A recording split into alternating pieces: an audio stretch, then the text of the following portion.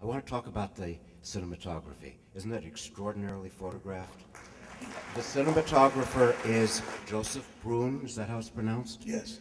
Born in Paris, and He's he French. did a number of European films, German, French, British. I feel that there's somehow a European flavor to this movie, and it did well in Europe. America didn't like It the did film. very well in Europe. We didn't like it here, but was he a European in his Yes. demeanor and his And comportment? he was picked for that reason. You know, and I don't mean to endure on this subject, although the subject endures.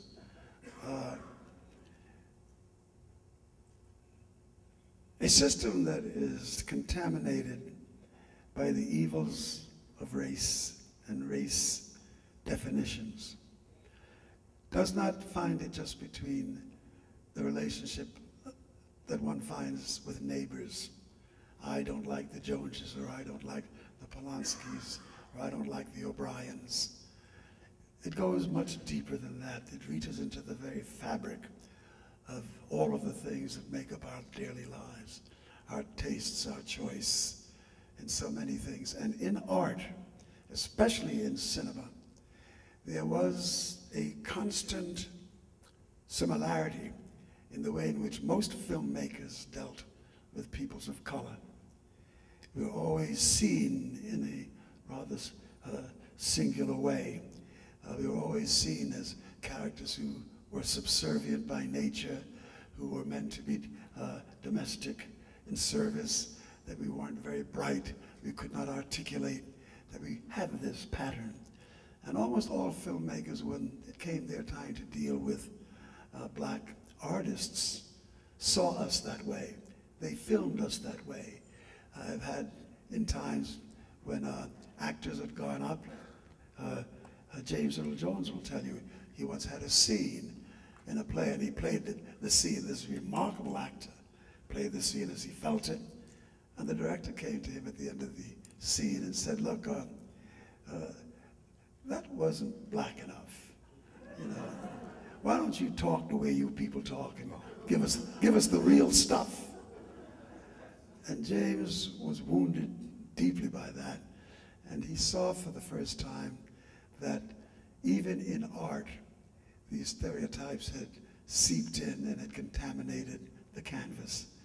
And by going outside for certain things, a French director, I did another film called The Angel Levine, in which I hired a Czechoslovakian director by the name of Jan Kadar.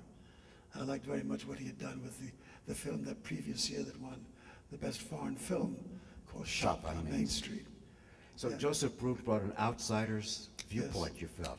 And we brought outsiders because through their lens, through the way they looked at things, they found angles and ways that complemented the actor, whether he be villain or hero, and the way in which they lit the scenes. I often say, even today, when I go on television and they say, get into makeup, and I walk into the makeup room and I watch what the makeup artist reaches for, and since I have made it my business to be detailed about these matters, I would say, no, I don't want that. I don't want to look like Casper the Ghost. I've watched too many people who are of dark hue, who have skin tones that are very different than the ones you're used to working to, who just get this slab of powder and they come on the screen looking very ghost-like. They don't blend with the proper makeup. That's because when makeup was invented, all of it was made mostly for white actors and for their skin tone.